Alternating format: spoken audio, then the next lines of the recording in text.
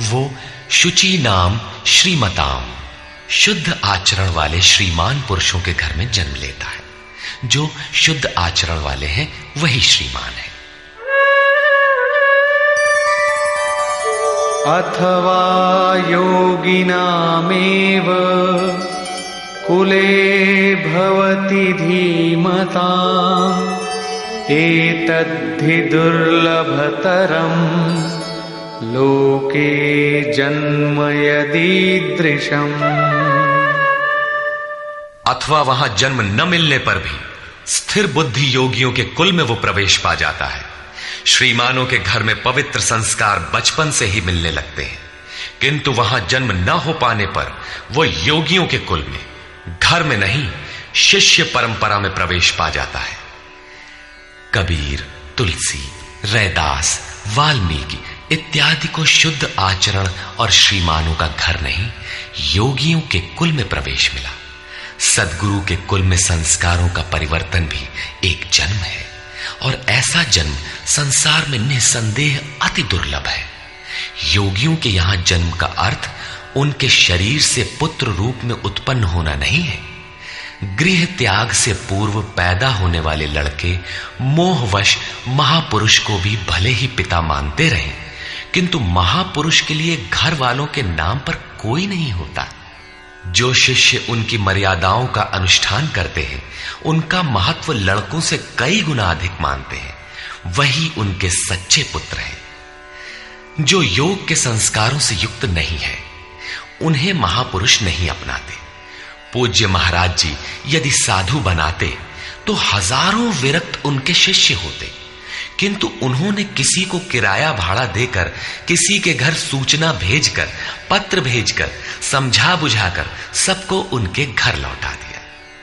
बहुत लोग हठ करने लगे तो उन्हें अपशकुन हो, भीतर से मना हो कि इसमें साधु बनने के एक भी लक्षण नहीं है, इसे रखने में भलाई नहीं है, ये पार नहीं होगा। निराश होकर दो एक ने पहाड़ से गिरकर अपनी जान भी दे दी, किंतु महाराज जी ने उन्हें अपने यहां नहीं रखा।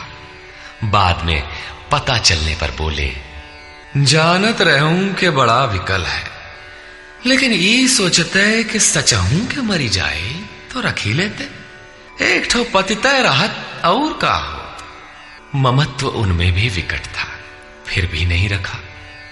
6-7 को जिनके लिए आदेश हुआ था कि आज एक योग भ्रष्ट आ रहा है, जन्म जन्म से भटका हुआ चला आ रहा है, इस नाम और इस रूप का कोई आने वाला है, उसे रखो, ब्रह्म विद्या का उपदेश करो, उसे आगे बढ़ाओ।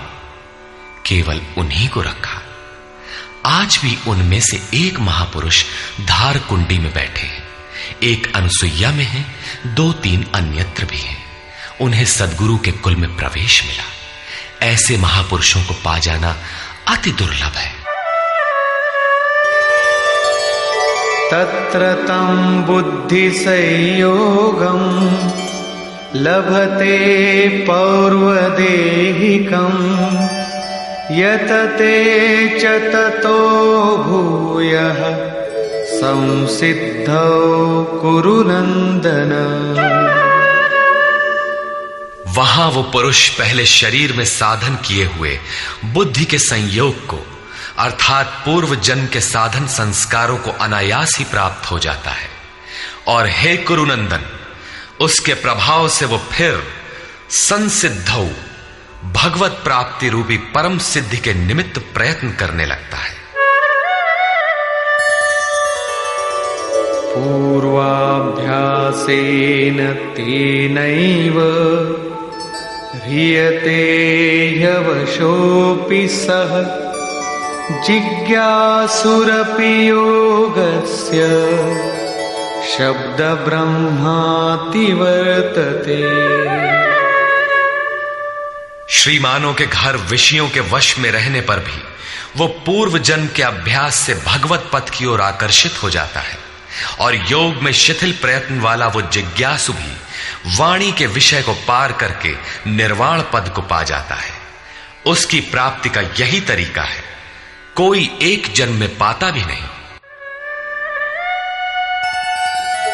प्रयत्नाद्यतमानस्तु योगी संशुद्ध किल्बिषः अनेक जन्म संसिद्धः ततो याति परां गतिम्।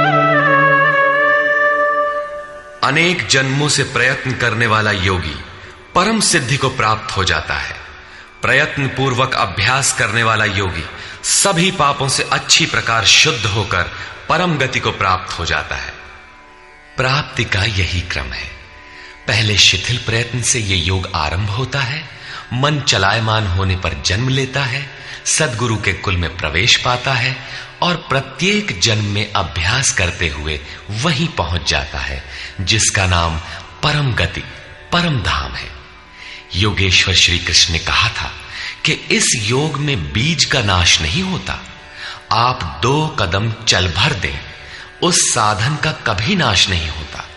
हर परिस्थिति में रहते हुए पुरुष ऐसा कर सकता है।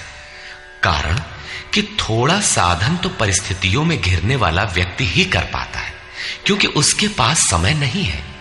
आप काले हों, गोरे हों अथवा कहीं के हों, गीता सबके लिए है, आपके लिए भी है, बशर्ते आप मनुष्य हो। उत्कट प्रयत्न वाला चाहे जो हो, किंतु शिथिल प्रयत्न वाला गृहस्थ ही होता है। गीता गृहस्थ, विरक्त, शिक्षित, अशिक्षित, सर्वसाधारण मनुष्य मात्र के लिए है, किसी साधु नामक विचित्र प्राणी के लिए ही नहीं। अंत में योगेश्वर श्री कृष्ण निर्णय देते हैं, तपस्विभ्योऽधिको योगी ज्ञानिभ्योऽपि मतोऽधिकः कर्मिभ्यश्चाधिको योगी तस्माद्योगी भवार्जुन। तपस्वियों से योगी श्रेष्ठ है, ज्ञानियों से भी श्रेष्ठ माना गया है, कर्मियों से भी योगी श्रेष्ठ है। इसलिए अर्जुन, तू योगी बन। तपस्वी अभी योग को ढालने में प्रयत्नशील है, कर्मी केवल कर्म जानकर कर्ता भर है। ये गिर भी सकते हैं, क्योंकि न इन दोनों में समर्पण है और न अपना हानि लाभ देखने की क्षमता। किंतु ज्ञानी योग की परिस्थितियों को जानता है, अपनी शक्ति समझता है, उसकी जिम्मेदारी उसी पर है।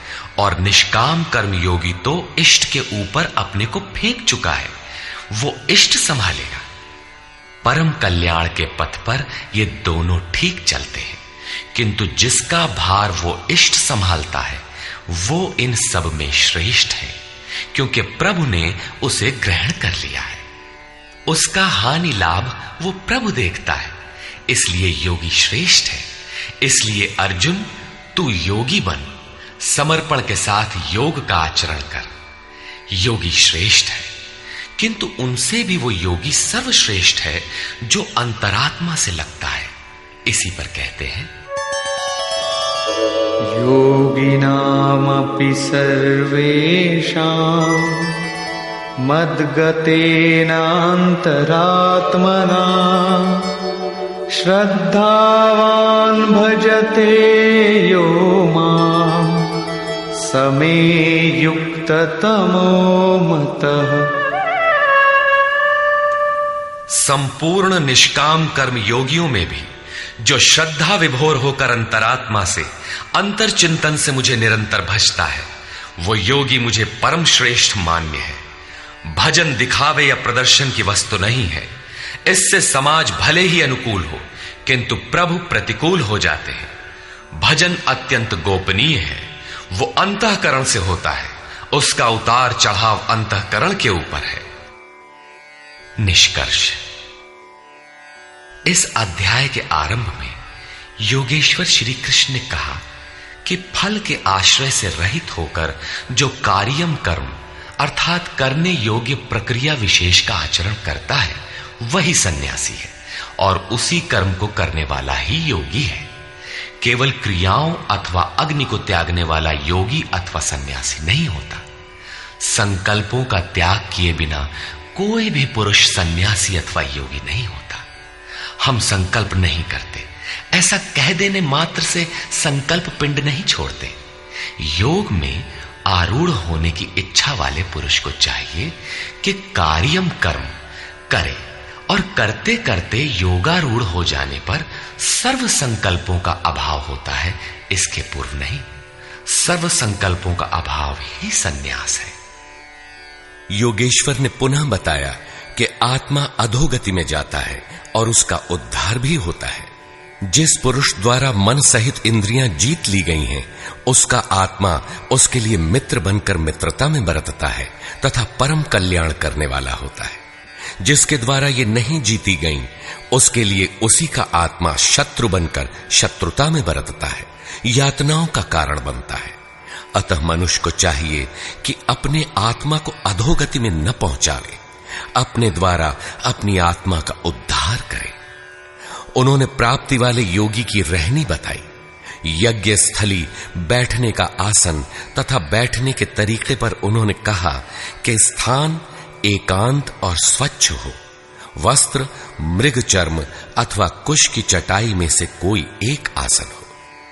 कर्म के अनुरूप चेष्टा, युक्ताहार विहार, सोने जागने के संयम पर उन्होंने बल दिया। योगी के निरुद्ध चित्त की उपमा उन्होंने वायु रहित स्थान में दीपक की अकंपित लौ से दी।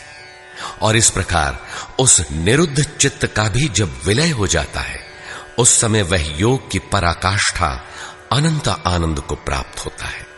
संसार के संयोग वियोग से रहित अनंत सुख का नाम योग है।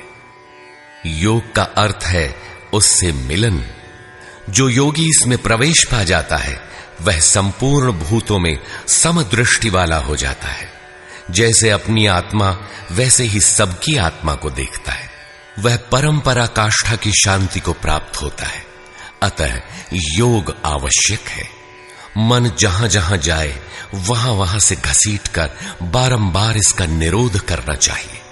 श्री कृष्ण ने स्वीकार किया कि मन बड़ी कठिनाई से वश में होने वाला है, लेकिन होता है। यह अभ्यास और वैराग्य द्वारा वश में हो जाता है। शिथिल प्रयत्न वाला व्यक्ति भी अनेक जन्म के अभ्यास से वहीं पहुंच जाता है, जिसका नाम परम गति अथवा परम धाम है। तपस्वियों, ज्ञान मार्गियों तथा केवल कर्मियों से योगी श्रेष्ठ है। इसलिए अर्जुन, तू योगी बन। समर्पण के साथ अंतर मन से योग का आचरण कर। प्रस्तुत अध्याय में योगेश्वर श्री कृष्ण ने प्रमुख रूप से योग की प्राप्ति के लिए अभ्यास पर बल दिया है। अतः ओम तत्सदिति श्रीमद् भगवद गीता सूपनिषत्सु ब्रह्म विद्यायाम योग शास्त्रे श्री कृष्णार्जुन संवादे अभ्यास योगो नाम षष्ठोऽध्यायः।